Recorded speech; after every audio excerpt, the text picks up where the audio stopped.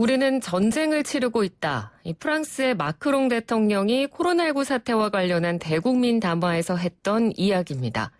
사실 그런데 이 프랑스뿐만 아니라 지금 전 세계가 코로나19라는 바이러스와의 전쟁을 치르고 있는 상황이죠. 현재 프랑스 정부는 초중고등학교 휴교령에 이어서 보름 동안 전 국민 이동 금지령이라는 초강수까지 내놨습니다. 프랑스 파리 현지 연결해서 자세한 이야기 나눠보도록 하겠습니다. 목수정 작가 전화로 연결돼 있습니다. 작가님 안녕하세요. 네, 안녕하세요. 네, 지금 파리 시간이 몇 시쯤 됐죠? 새벽 2시 26분입니다. 아, 네. 늦은 시간에 전화 연결해 주셔서 감사드립니다. 지금까지 프랑스에서 공식적으로 집계한 그 코로나19 확진자 수 그리고 사망자 수가 어떻게 됩니까? 지금 제가 자고 일어나서 보니까 그 사이에 10,000명이 넘었더라고요. 1,995명 확진자가 되고 네. 죽은 사람이 372명. 네. 그러니까 지금 하루 사이에 또 인원이 굉장히 많이 증가를 한 거네요. 그렇죠. 예. 갑자기 또 늘어났습니다. 네. 사실 지난주까지만 해도 프랑스 분위기를 봤을 때 국민들을 그렇게까지 크게 걱정하는 분위기는 아니었다라는 이야기가 많았는데 뭐 자고 일어나면 확진자 수가 이렇게 늘어나다 보니 분위기가 좀 달라졌을 것 같거든요. 어떻습니까? 그렇죠. 지난주에 토요일 날 마크롱 대통령, 그때는 총리였구나. 토요일 날 밤에 모든 레스토랑, 카페 이런 상업시설을 닫겠다. 네. 그걸 발표했을 때 제가 차 안에 있었거든요. 네네. 파리 시내를 달리고 있었는데 그때 차 양쪽편으로, 도로 양쪽편으로 카페의 테라스에 정말 많은 사람들이 바글바글 앉아 있었습니다. 이게 불과 토요일. 그때까지만 해도 그 전에 이미 학교 휴교령이 결정이 됐지만 사람들한테 경각심이 아직 스며들지 않았었어요.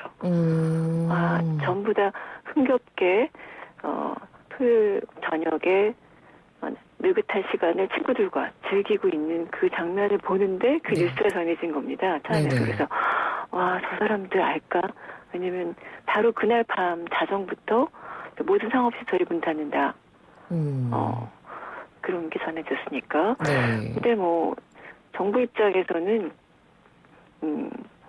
숫자도 숫자려니와 내각과 의회 내에서 정치인들도까지 이제 확진자가 나오면서 경각심을 크게 가졌던 모양인 것 같습니다. 네. 그러니까 지난주에는 불과 그렇게 프랑스 시민들이 평범한 일상을 보내고 있다가 그럼 지금 한 일주일 정도 지났는데, 네. 그럼 지금은 이제 좀 그렇지 못하는 분위기가 됐겠네요.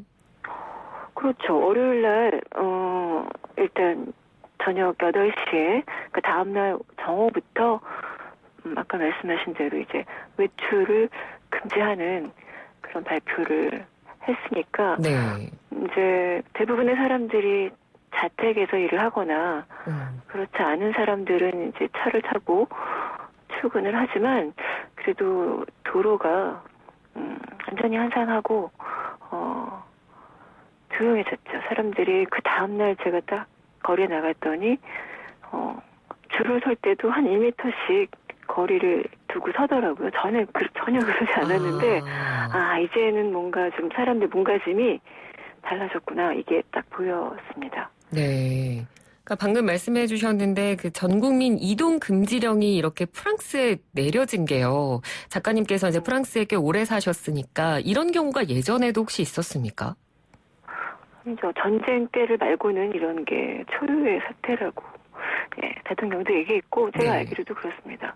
이게 제가 이제 이 금지 상태가 지금 화요일부터니까 사흘 정도 겪은 건데요. 이 금지는 사실 아니더라고요. 금지라고 말하기엔 예외가 너무 많아요. 어떤 예외가 있죠? 그러니까 출퇴근이 일단 가능하고요. 재택근무가 모두가 가능하지 않으니까.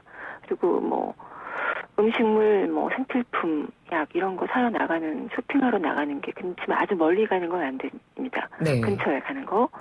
내지는 가족을 돌보기 위하여서 이동하는 거, 아이를 데리러 가야 된다거나 누가 아파서 간호하러 가야 된다거나 그리고 산책, 조깅, 뭐 계산책 이런 게 다 됩니다. 근데 산책이 허용이 되니까 그냥 나가서 좀 걷는 게 되는 거예요. 네.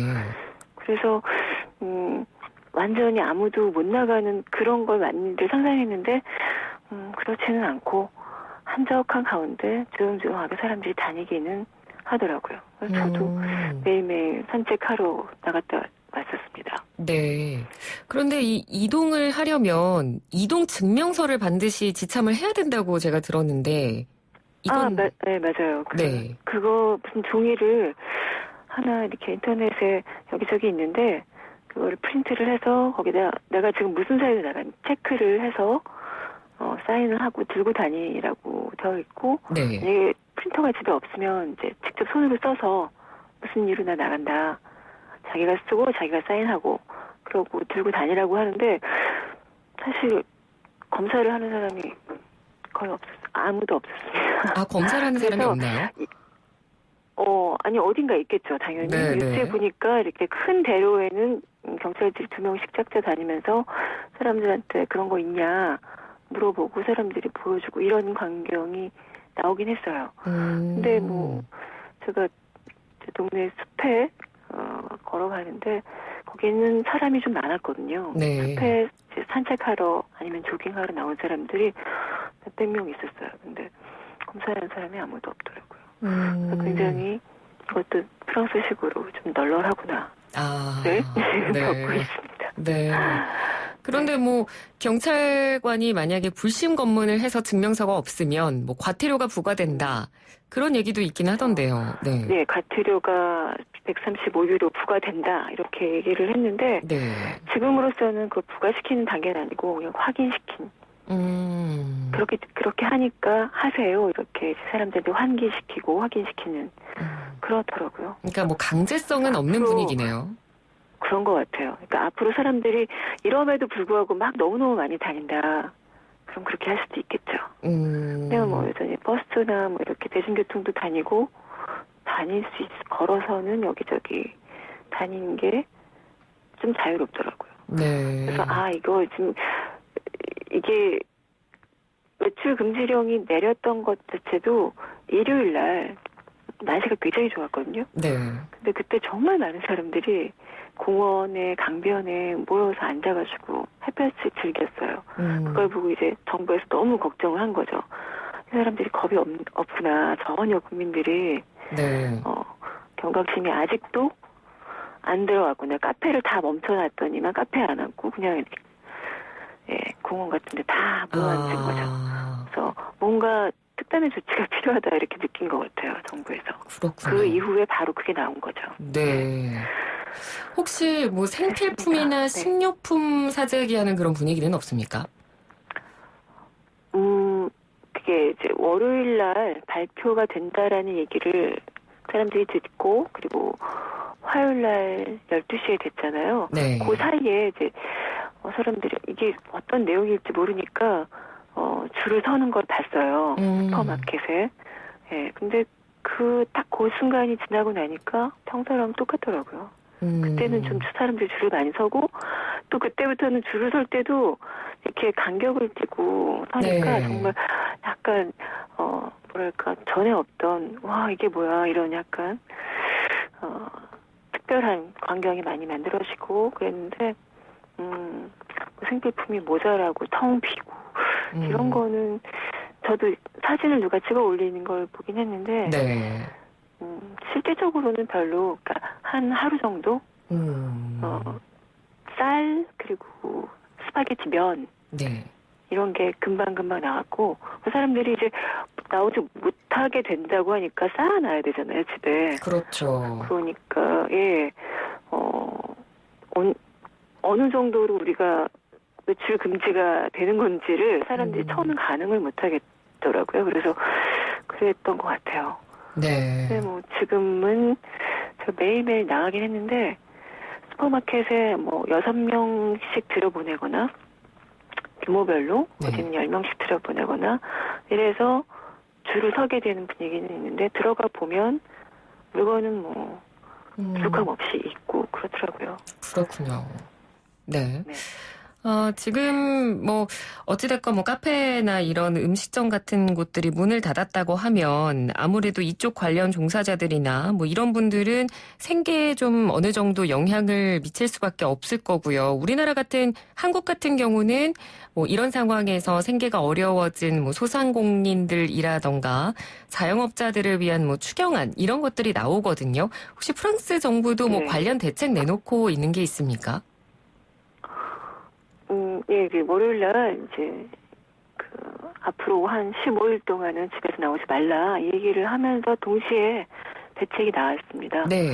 그러니까 이제 일시적 실업에 처하게 되는 분들이 많이 있을 텐데 그런 경우에는 기존의 월급의 84% 정도를 실업 기간 동안 받을 수 있게 국고로 지원하겠다 얘기했고, 자영업자들 당연히 이제 카페나 식당 테이크아웃은 된대요. 테이크아웃은 되지만 앉아서 먹는 게 안 되니까 어쨌든 상대적으로 거기들도 문을 닫는 경우가 많겠죠. 네. 그분들은 일괄적으로 한 200만 원 정도 월 200만 원씩 지급을 하겠다. 그런 발표를 했고 재택근무를 이제 대부분 하게 되니까 가사도우미들이 갑자기 사람들이 안 쓰게 되는 그런 그렇죠. 사태가 발생할 거잖아요. 네. 그래서 그분들을 위해서도 그분들의 통상임금의 80% 정도를 보존해주겠다. 이런 얘기. 디테일하게 업종별로 쭉 고민을 같이 해서 발표를 처음부터 했습니다. 그래서 실질적으로 이게 지금 미국처럼 모든 국민에게 일괄적으로 얼마를 딱 주는 게 아니기 때문에 네네. 서류도 준비해야 되고 이런 것들이 있겠지만 그래도 고통을 당할 사람들에 대해서 동시에 처음부터 같이 설계가 돼서 매출 금지가 발표된 거에 대해서는 그래도 사람들이 좀 안심하는 분위기예요. 그렇군요. 그리고 이 한국 같은 경우는요, 지금 거의 대부분의 국민들이 마스크를 착용하고 다들 외출을 하고 이러다 보니까 마스크 대란도 일어나고 최근에 이제 오부제까지 시행을 하고 있거든요. 근데 프랑스는 마스크 관련해서 어떤 정책이나 그런 생활상의 변화 같은 건 없나요? 프랑스는 처음부터 마스크가 의료인들한테 필요하고 그리고 어떤 기침이나 어떤 열이 나는 그런 사람들한테 필요한 것이지 건강한 사람들한테 필요 없다라고 얘기를 했어요. 네. 마스크를 안 써왔고 그리고 이제 외출 금지령이 내린 그 다음날 제가 슈퍼에 가려고 나갔는데 그때 마스크를 쓴 사람들이 조금 있었어요. 근데 그게 한 10%? 네, 별로 없었습니다. 아직도 마스크는 온 국민이 착용하는 분위기가 아니에요. 그래서 네, 대란은 있을 수가 없습니다. 네. 그래서 그거에 대해서 또 논란이 좀 있어요. 우리는 왜 이렇게 마스크를 안 써도 되는 걸까? 이런 얘기를 하고. 근데 이제 지금은 사실 사람들이 거의 안 나오잖아요. 네네. 굉장히 뜨문뜨문 밖에 나오다 보니까,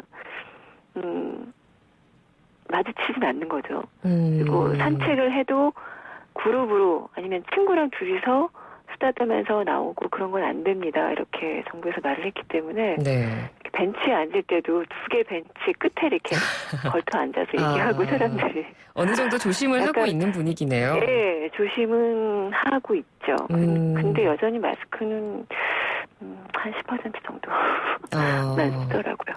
네. 시민들이 일반적으로 약국이나 마트 이런 곳에서 마스크가 구입은 가능한가요? 그러니까요. 그게 그건 아는 것 같아요. 그러니까 전에도 마스크를 그런 데서 팔고 사고 이런 걸 별로 못 봤거든요. 네. 그런 종류의 마스크를 쓰는 사람을 병원에 가면 보거나 아니면 공사하는 사람들, 네, 공사할 때 쓰는 걸 봤지 일반적으로 그렇게 쓰지 않기 때문에 그래서 그래도 이제 외국에선 다 마스크를 쓰는 걸 저희가 보잖아요. 여기서 방송으로. 네. 네, 그리고 관광객들이 초기에 많이 왔을 때는 관광객들의 표식이 거의 마스크였거든요. 네. 그래서 우리도 써야 되는 거 아닌가 이런 생각들을 많이 했는데 마스크 자체가 그렇게 넉넉하지 않았던 거예요, 나라 전체에. 네. 그래서 일단 의료인들한테 먼저 다 그게 가고 나니까 일반인들이 쓸 것도 없었고 또 그런 상태였던 것 같습니다. 그러니까 아예 일상생활 속에서 마스크가 필요하다고 느끼는 환경 자체가 아니었던 거네요. 그랬던 거죠. 우리는 네. 좀 익숙하잖아요. 미세먼지 때문에 그렇죠. 상시적으로 그걸 많은 사람들이 집에 갖고 있고 또 겨울에는 그냥 특별한 일이 없어도 방한용으로도 쓰고 네. 이런데 여기는 그런 꼴을 본 적이 없어요. 아직도 이 사람들이 안 쓰고 대부분 안 쓰고 있죠. 그렇군요. 뭐 어찌됐건 그래도 지금 저희가 생활 속에 이제 변화들을 좀 전에 듣긴 했습니다만 지금 계속 확진자가 네. 늘어나고 있고 사망자도 늘어나고 있는 상황에서 그렇죠. 프랑스에서 좀 심각하게 느껴지는 부분이 병상이나 의료진이 좀 부족하다. 이게 가장 큰 문제다라고 들었거든요. 어떻습니까?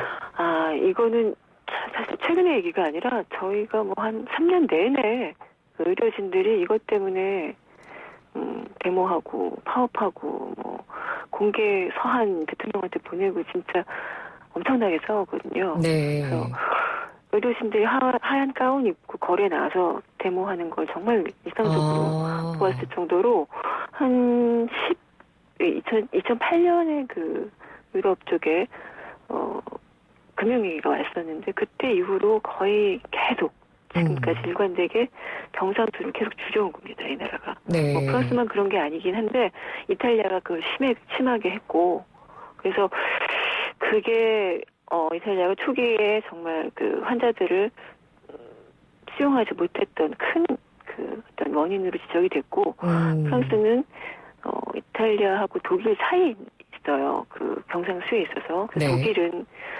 확진자가 많이 나오지만 사망자는 굉장히 적게 나오는데 그나마 수용 가능한